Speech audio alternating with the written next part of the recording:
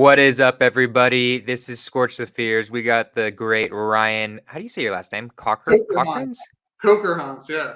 Kocherhans. We got the Yeah. great Ryan Kocherhans. He is an amazing guy, multifamily gangster, one of the OGs in Sub 2, or like at least the multifamily guy in Sub 2. So I wanted to interview him. I wanted to get to know his story, and it's going to be a lot of fun. And I'm really glad you're on right now. So, Yeah, thank you for yeah, having me. man.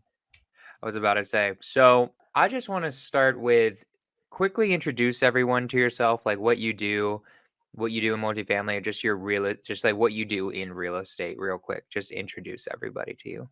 Yeah. So I'm Ryan Kocherhans. I'm based in Utah. I live in southern Utah, St. George, originally from Salt Lake. I have a heavy background in property management, so that's where I gained my multifamily and analyzing deals experience. So now I'm fully dedicated to building my multifamily portfolio. I started that with doing some limited partnerships and now growing to a general partnership owner position. So basically, spending my time finding deals, analyzing deals, and trying to negotiate for a price that makes sense. Love it. Awesome. So tell me a little bit about that. Like when you were getting started, because multifamily is really big, right? Like that's a really Yeah. big, those are like really big numbers. Like I feel like those numbers scare people. Like you're dealing with millions of dollars. Like what were maybe some fears that you had when you were getting into it? And like I know you started as a property manager, you said, right? Yep. Correct. So Yep. how about so I know that probably made you feel better, but then like what were some of the fears that you had to overcome right when you were starting to really get into real estate? I think a big thing is kind of overcoming your own mental limitations, right? Because you start talking to brokers or you start talking to sellers and you don't want to sound unconfident, but you kind of do. It just takes, like anything, it's repetition, talking to them, getting down the lingo. So that was a big fear for me coming from property management is I knew the operations, I felt like, but I was still learning heavily and still am always continually, learning about raising capital. And there's a whole process of multifamily. It's not just finding a deal, it's then negotiating for it, getting it under contract.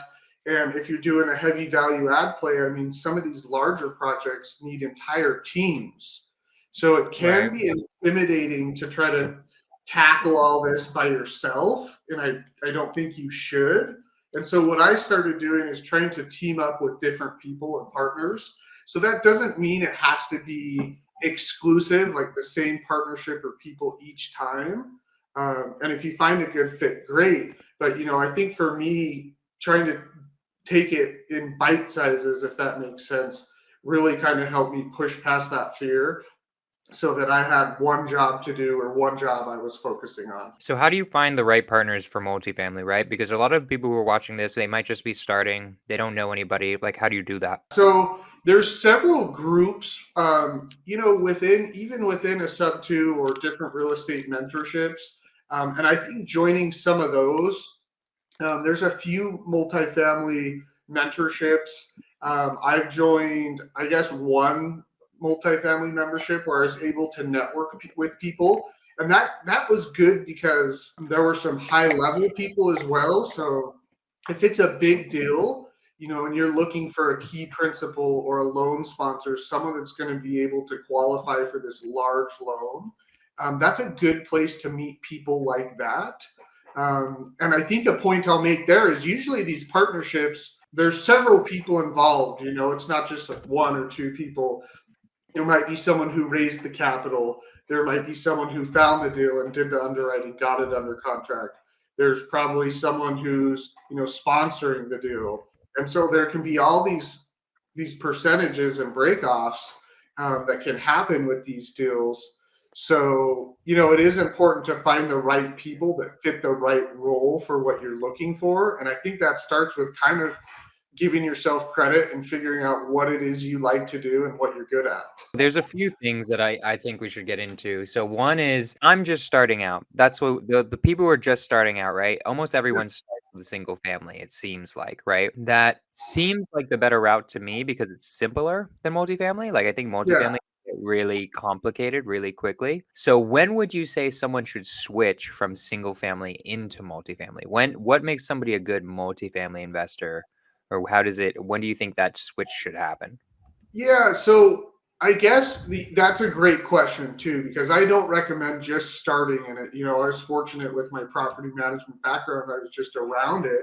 And I have done some single family stuff in the past. But it gets hard because if you don't know, how to structure a deal and offers and what the escrow process is like, even with a single family, it's so helpful to have been through all that with the multifamily. Now, generally, your due diligence is going to be a lot more. So, I think if someone's interested in just starting to learn, the best time to jump is if you start getting some multifamily deals that you think might be worth something, Mhm. because you can feed them to a multifamily person. And depending on the person, they'll either pay you a wholesale fee, much like a single family home, or they might be willing to give you a small percentage of ownership equity as a general partner. So that can be very beneficial because now you're getting those financials, you're seeing the process to a degree, and kind of, being led along the ropes, if that makes sense. I gotcha. So let's say I'm doing single family deals. I want to get into multifamily. What do you recommend to a person to how they should start in multifamily? Like what is the value that somebody should bring to multifamily? They don't have necessarily a crazy amount of money. They can maybe underwrite a deal, but like have never property managed before. Do you think it's trying to have them raise some capital? Is it like they find a deal? Like how do you think people should try to plug themselves into multifamily deals? If they don't have a lot of money themselves, I think you kind of hit on one really important thing there is you can raise money. If you have a network of people that has money and capital to invest, you can get a nice chunk of ownership equity for being the person that raises the money. Now you're going to have to educate yourself with some SEC laws and make sure that you're doing it properly. But that's a great way to bring value to someone that maybe is finding deals but doesn't have the capital to make them happen. And a lot of deals are syndicated, meaning there's a lot of different investors coming in to make this deal work. Another way is if you have a good pipeline or acquisitions lead. I've had people from the single family world bring me a lead, say, hey, I just stumbled on this portfolio, which I don't really love. I usually send those on, or I stumbled on this multifamily, and sometimes they're 12, 10 units. I just typically look at anything more than five. And from there, again, you can get some ownership equity just by bringing someone a deal that they didn't have to go find. Now, the more work you do on it and underwriting and work past there could be potential for getting even more ownership. But I'd say those are What's probably your top two ways. Which one do you think is better? Is it just dependent on the person? Like, which do you think, like a multifamily real estate investor, somebody who's doing it all the time, which do they need more generally? Like, which one do you think they'll get more bang for their buck for? You know what? Right now, people actually need deals, because there's a process much like the same as finding single family. You can go direct to broker or direct to seller. It's time consuming, it's expensive, and there's a lot of people with money out there that don't have the deals right now. There's a lot of Hmm. capital to be invested and not enough deals. That being said, you kind of have a little basic underwriting skill to know if this is actually a deal or not. If you're ever in contact, if someone's in contact direct to seller with a 10, 20 unit building they found just from one of their single family leads, it's a great opportunity to try to take down multifamily owner financing. What's the best way to find them then? Brokers, direct to seller? Like, what do you think? Brokers is improving. For a while it was hard because they kind of had the buyers that they knew would go through and pull through on deals they were feeding their really good deals. And there's a lot of overpriced stuff even still, but it's kind of starting to change. And people are realizing, because commercial interest rates are rising as well, right? So they're realizing if they really want to sell their property, they're going to have to get serious with their pricing. So brokers can be very effective. And I think it depends on your buy box. If you want to buy a smaller property, just make sure you're connecting with a broker that specializes in that, because a lot of these brokers will be sending you 75, 200, 400 unit properties. And if you know someone that's looking for that, then you can start there. But typically, you're going to want to start on some smaller properties. And then another way is just going direct to seller. So there are some softwares out there, much like a prop stream or a batch leads, where they might not have all the same features, but you can look up commercial properties, find owner Give us data. the sauce. What websites? What softwares? Like, how do Yeah, people yeah. want to start acting today? Yeah. So they're generally a little bit pricier than some of your single family softwares, but not always, right? So Reonomy is a really good one. How do you A spell lot of that? people use Reonomy, Reonomy.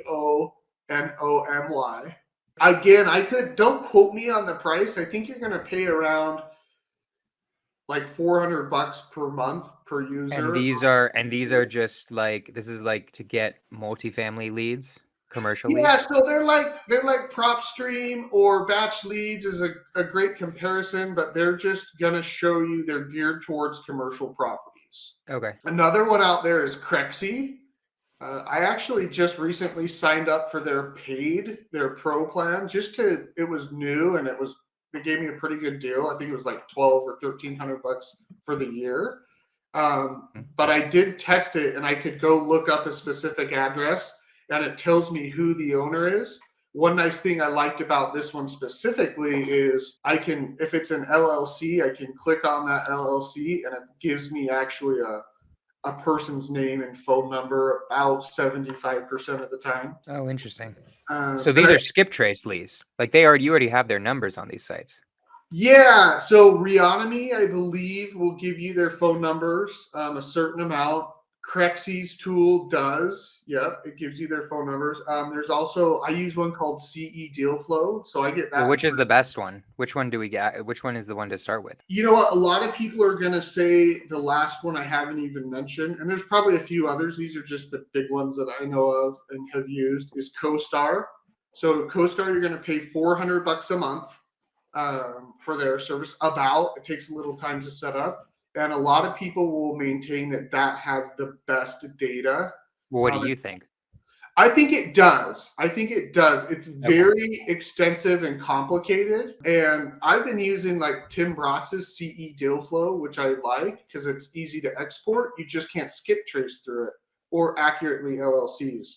So they do. They all have their different strengths So and you weaknesses. use all of them? Like, do you choose a market and then you just get all the lists of all of them, or what do you do? Right now, I have CE Dealflow and Crexy, but in the past, I've used CoStar and Reonomy, and I kind of moved around to see what was more accurate. They're all pretty comparable. If you want the most market data, CoStar, it's going to give you market surveys, a lot of this information that can be helpful for you to like put together a full marketing package. But yeah, I kind of like being able to go skip trace it myself with a reliable service, which is hard for LLCs. I'm constantly testing different ones out for that. Who have you been trying to find? I've been going to some like It's a verified skip trace. I don't even know if his website is up right now. I found him through a friend, and then I've also done some. How about batch?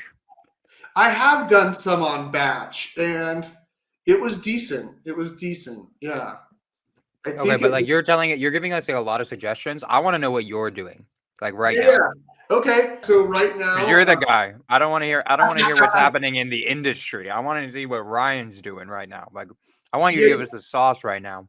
yeah. Okay. So if I'm looking for leads to call, like cold call direct to seller, I'm typically using Crexy right now. I also would say I've only been doing that for about 2 weeks, but I liked it how I paid for you have to pay for the pro account, which again, it's like 13 or 1500 it might be now. But they give you some of that data right there. 1,300 a month.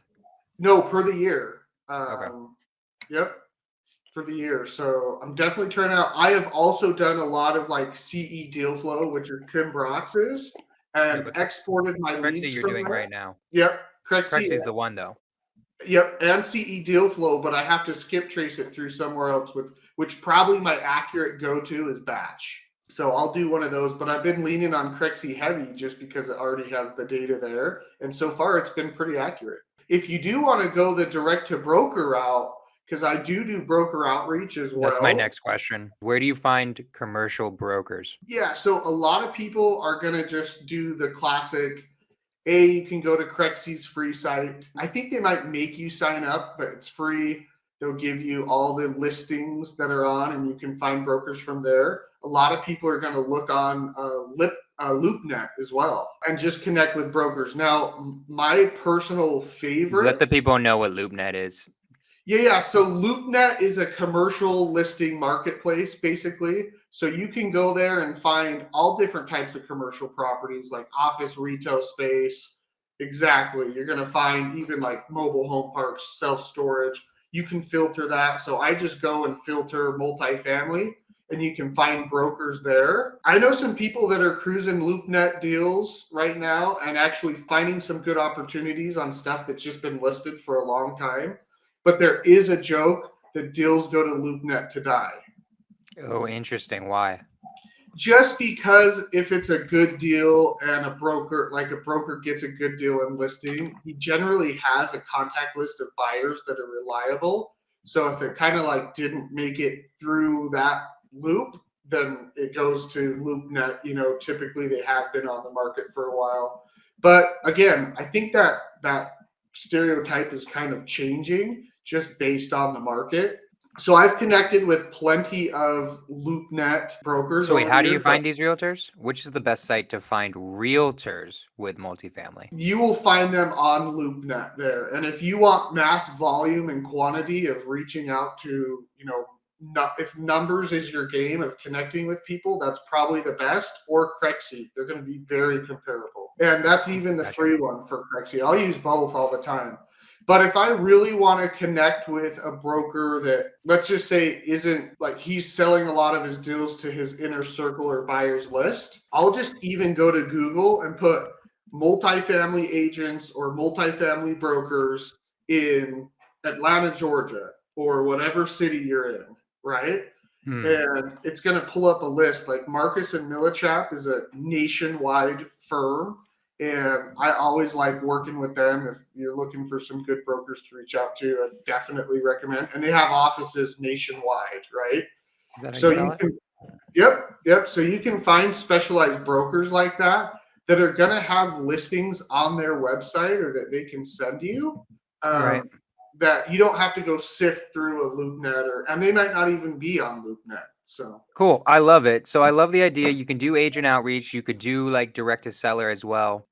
Is it harder to do creative financing with brokers in multifamily? I know it's harder with single family because I do yeah, agents with single family. What do you think of creative financing with multifamily? I would definitely agree because you just have that second layer of a person. Like it's like playing Hmm. telephone sometimes. Like what you're Yep. trying to present or describe to them doesn't always get presented to the seller.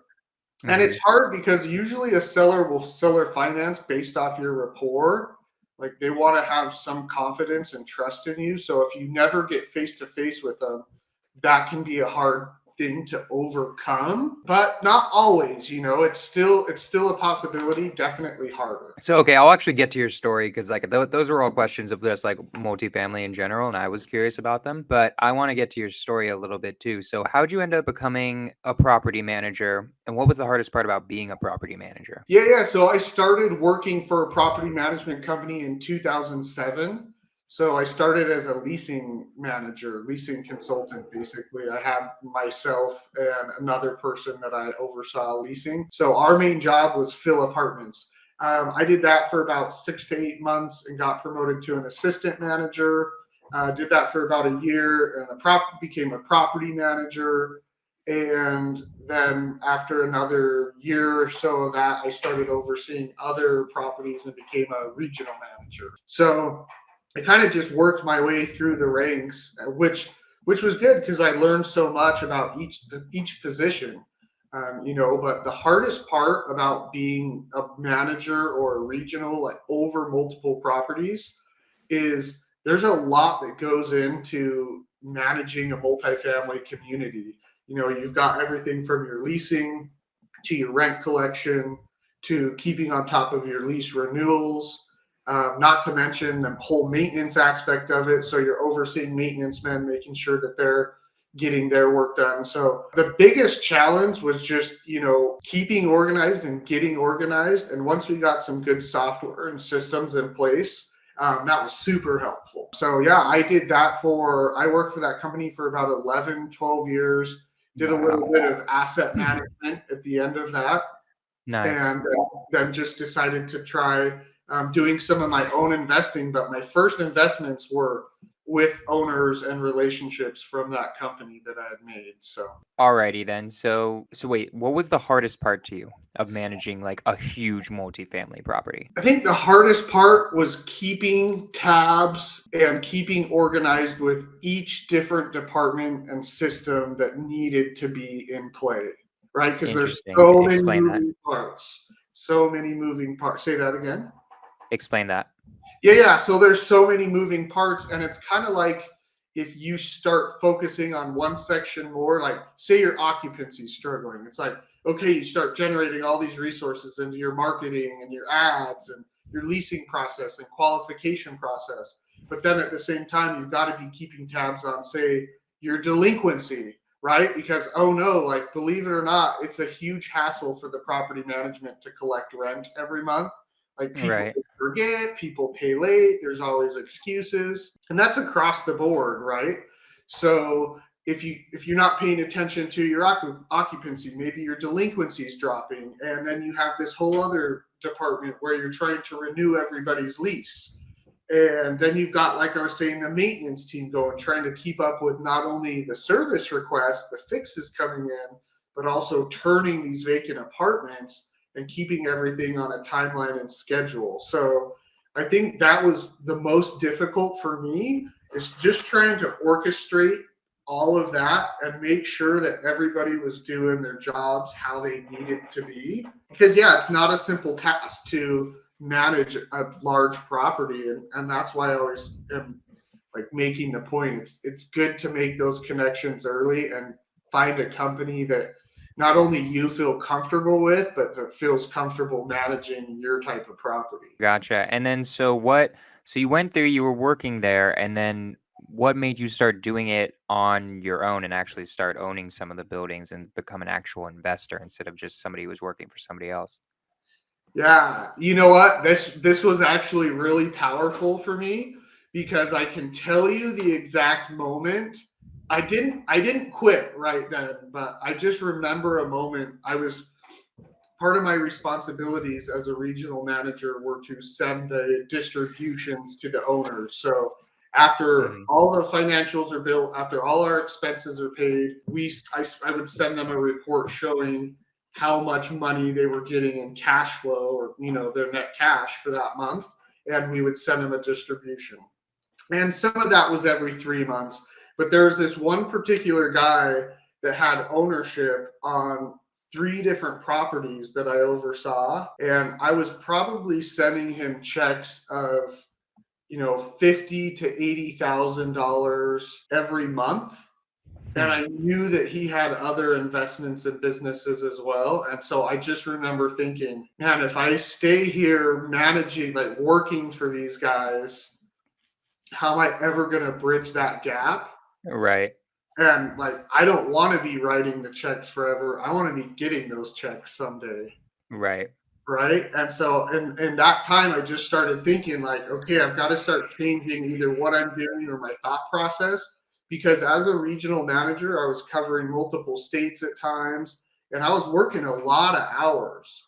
So I just kept thinking, man, if I don't see my wife and kids already this much, like, when is it finally time for me to jump out and embark on my own and to try this full time? So I was Right. lucky that I had the opportunity, because I had those relationships built. I had the opportunity to invest in a few projects while I worked for them as a limited partner. And I'd say I probably started doing that, right? I started in property management in 2007. I think 10 years later in 2017, I made my first investment as a limited partner. And that essentially meant I gave my money to someone trusting in their deal and that it would make me money. Yeah, can you quickly, just real quick, explain the difference between a general partner and a limited partner? People might not know what that means. Absolutely. So, a limited partner are generally people who are just investing as a very passive, I'll call it passive investor in the deal, right? So, for example, on my first deal, I'm a limited partner. I give them my money. In exchange for my money, I got an ownership percentage, or people might offer you a preferred return, like a return on your money, but you have really no control or say over the property and you're not operating the property. So if the general partner wants to sell or is making decisions for the property, you're trusting that they're making good decisions for you and you're just kind of along for the ride and to get your return. Now, if you're a general partner, you're going to be actually controlling this property and most likely operating it, which means you're going to be hiring the management company. You're going to be, overseeing even though you'll have management in place, someone still has to manage the management, if that makes sense. So, that's where an Right. asset manager might come in. But people also, I'd like to point out, have a big misconception that the general partner owns the most equity in the property. That's definitely not always the case. I've seen it where the general partner actually owns only 10-20% of the property or less because what they've done to raise all that money is give away their equity in the deal. So a lot of people Interesting. starting out will give away a lot of equity, but maintain that general partner position because at the end of the day, if you're trying to get loans and financed in this industry, those general partner positions will what build the most value to your resume. So how do you get into multifamily if you like, let's say I don't want to be a general partner at all. Let's say I Yeah, just want to be a limited partner. How do you do it? Like where do you go? Like is it just you find one of us, they talk to you, like, and then what happens if they're not accredited? Like how does all of that work? yeah. Excellent questions because I guess that can be kind of hard. There are groups. So there's like some multifamily Facebook investing groups. Of course, I'm kind of a fan. You can go and network with whoever. I'm kind of a fan of having somewhat of a personal relationship. So I personally know people that are raising money for deals right now. You guys could definitely reach out to me. I know there's a lot of people that will start funds to raise their money, and that's Right. where you kind of have to be careful on what kind of fund it is because some of those funds can accept non-accredited investors and a lot of funds will only accept accredited investors. So if you're looking to start, I would say just reach out to someone you know in the multifamily industry and see if they have any properties that they're raising for or know anyone raising money for. And I'd be happy to connect if anyone's interested, reach out. I'd be happy to connect you with someone that is. And I think probably the most common area that I've met people like that are at multifamily specific events or networking groups. Yeah, like mentorships. So. What's the return for like a limited partner, general partner? Like we're just curious, like what's the typical return strategy like for multifamily? Like give us a little bit about that. Yeah, so it really, especially the last, I don't know, 5 to 10 years, people have gotten way more creative with it. So, to give you a basic answer, I would say a good average that you're seeing right now is maybe a 7 to 8% preferred return.